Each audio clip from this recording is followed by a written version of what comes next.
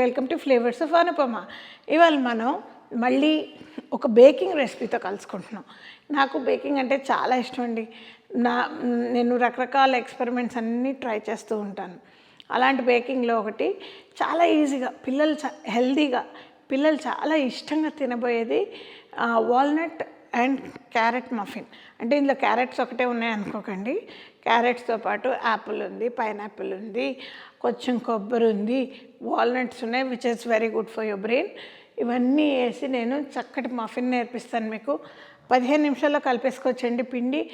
ఒక 20 నిమిషాల్లో అది ఉడికిపోతుంది. అండ్ ఇవన్నీ కప్ సైజ్ కప్ కేక్ మోడ్స్లో పెట్టి చేసుకోవచ్చు, లేదా కొంచెం మీకు అది లేకపోతే ఒక పెద్ద దాంట్లో వేసి వండేసుకోండి, అలా కూడా బాగానే ఉంటుంది. రెసిపీలోకి వెళ్ళిపోదామా మరి. ఇది ఒక ½ కప్ గోధుమ పిండి, మిగతాది 1/3 హాఫ్ కప్ ప్లస్ 1/3 కప్పు మన ఇది మైదా పిండి. ఈ రెండింటిని వేసి వాటిలో ఒక టీ స్పూను బేకింగ్ పౌడర్, ఒక ½ టీ స్పూన్ బేకింగ్ సోడా వేస్తున్నాను, జస్ట్ ఒక పించ్ ఆఫ్ సాల్ట్ వేస్తున్నాను.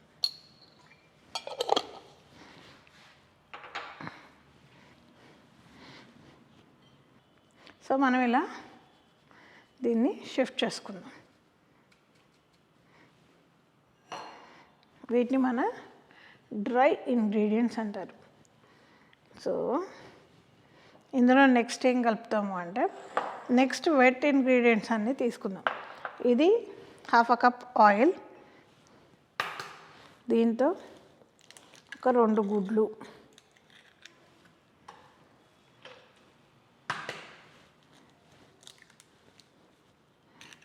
వేసి చక్కగా విస్క్ చేసుకున్నాను. నేను ఒక టీ స్పూన్ వెనీలా ఎసెన్స్ వేసుకుందాం. దీంట్లో ఎప్పుడైనా ఎగ్స్లో వెనీలా ఎసెన్స్ వేసుకుంటే ఎగ్ వాసన రాకుండా ఉంటుంది. ఎప్పుడు గుర్తుంచుకోండి, ఎగ్ ఎందులో వేస్తే వెనీలా ఎసెన్స్ అందులో వేయండి, మీకు మంచి రిజల్ట్ వస్తుంది దానివల్ల.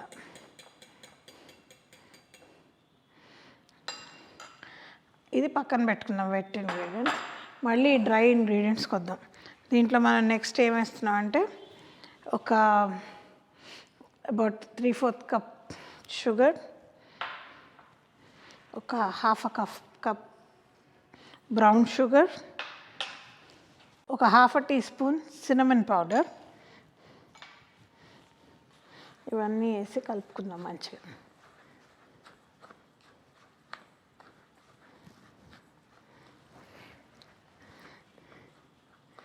దీంట్లో మనం ఒక కప్పు పైనాపిల్ ప్యూరే.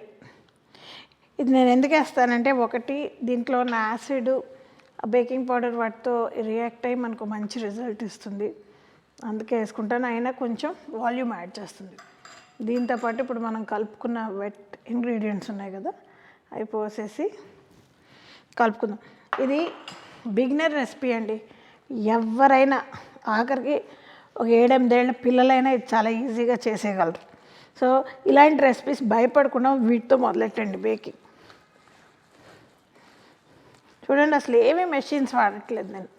సింపుల్గా స్పాచులా పెట్టి కలిపేస్తున్నాను. ఓన్లీ వెయిట్స్ మాత్రం కరెక్ట్గా వేసుకోండి, అంతే. దీంట్లో నేను ఒక కప్పు 1/3 కప్ క్యారెట్, ఒక యాపిల్ కూడా సేమ్ అండి. ఇట్ యాడ్స్ ఇన్ నైస్, దాంట్లో ఉన్న యాసిడ్ కొంచెం యాడ్ చేస్తుంది, స్వీట్నెస్ యాడ్ చేస్తుంది, బాగుంటుంది అనమాట. ఓన్లీ క్యారెట్ వేస్తే కొంచెం పచ్చి కనిపిస్తుంది. అండ్ కొబ్బరి, నేను కొబ్బరి పిచ్చిదాన్ని నేను ముందర కూడా చెప్పుంటాను. కొబ్బరి వేసుకుంటే నాకు కొబ్బరి టేస్ట్ నచ్చుతుంది. మీకు నచ్చకపోతే కొబ్బరి వేసుకోకండి. కొబ్బరిలో కూడా కొద్దిగా ఆయిల్ ఉంటుందండి. ఆయిల్ వల్ల కూడా దానికి వచ్చే టేస్ట్ చాలా బాగుంటుంది. సో మంచిగా దీన్ని ఒకసారి ఇలా మిక్స్ చేసేసుకోండి. దీంతోపాటు ఇప్పుడు నేను ఒక 1/4 కప్ వాల్నట్స్ వేసుకుంటున్నాను. Just add a little bit of, మధ్య మధ్యలో పంట కింద పడుతుంటే బాగుంటాయి. అది కాక walnuts are very healthy.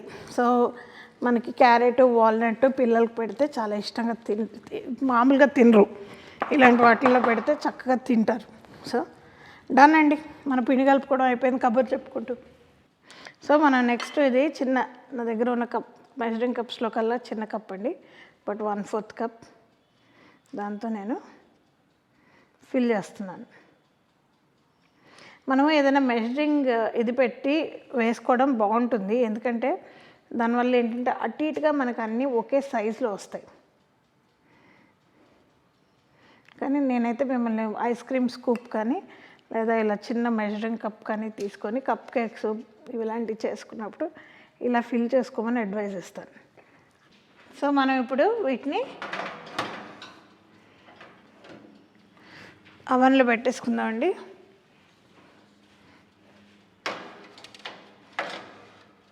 Twenty 25 minutes at 180 degrees పెట్టానండి. బేక్ అయ్యేదాకా వెయిట్ చేద్దాం. చూడండి బ్రహ్మాండంగా బేక్ అయిపోయాయి. మనకు 25 minutes అయ్యింది. ఒక స్క్యూవర్ పెట్టి చక్కగా స్క్యూవర్ నీట్గా బయటకు వచ్చేసింది కదా, స్క్యూవర్ పెట్టాను, నీట్గా బయటకు వచ్చేసింది. అంటే ఇవన్నీ శుభ్రంగా బేక్ అయిపోయాయి. వీటిని కొంచెం చల్లారిస్తే సరిపోతుంది మనకి. ప్లేటింగ్ అంటారా? There is no plating. మఫిన్స్కి ఏం ప్లేటింగ్ అండి, ఓన్లీ ఈటింగ్. తినేద్దామా? సో ఇది ఒక మఫిన్ తీసుకుంటున్నాను. నేను ఒక చిన్న ముక్క తింటాను, మొత్తం తినాలంటే మళ్ళీ దీనికే వీడియో అయిపోద్ది. బాగుందండి ఇది. యాక్చువల్లీ నేను వండిన రూమ్కి రావట్లేదు, కానీ రూమ్ అంతా ఒకలాంటి సినమన్ అండ్ వెనిలా స్మెల్ అండి. స్మెల్తోనే కడుపు నిండిపోతుంది నాకు. ఇది కూడా చాలా బాగున్నాయి. మఫిన్స్కుండే ప్లస్ పాయింట్ ఏంటో చెప్పనా అండి, ఇవి హాట్గా తినక్కర్లేదు. ఇది యాక్చువల్గా చల్లారిన తర్వాత తింటే బాగుంటాయి. ఇది ఒక ఈవినింగ్ బేక్ చేసుకొని మార్నింగ్ బ్రేక్ఫాస్ట్లో కూడా తినచ్చు. It's a nice dessert for breakfast. I'm sure మీకు ఈ వీడియో బాగా నచ్చుంటుంది. ఎస్పెషలీ ఇంట్లో చిన్నపిల్లలు లేదా కొంచెం ఇన్వాలిడ్ పీపుల్ ఉన్నా కూడా వాళ్ళకి కొద్దిగా హై క్యాలరీ ఫుడ్, ఈజీగా హెల్తీ ఫుడ్ పెట్టాలనుకున్న వాళ్ళకి ఈ రెసిపీ బాగా పనిచేస్తుంది. మీకు ఒకవేళ ఎల్డర్లీ పీపుల్ ఉంటే ఇన్స్టెడ్ ఆఫ్ షుగర్ స్టివియా వేస్ట్ చేసుకోండి, చాలా బాగా వస్తుంది. ఇది one of the recipes I have tried with stevia. It comes out superb. And then ఈ వీడియో మీకు నిజంగా నచ్చుంటే లైక్ చేసి షేర్ చేయండి. ఇంకా మీరు నా సబ్స్క్రైబర్ కాకపోయి ఉంటే డెఫినెట్గా నా ఛానల్కి సబ్స్క్రైబ్ చేసి బెల్ ఐకాన్ మాత్రం మర్చిపోకండి.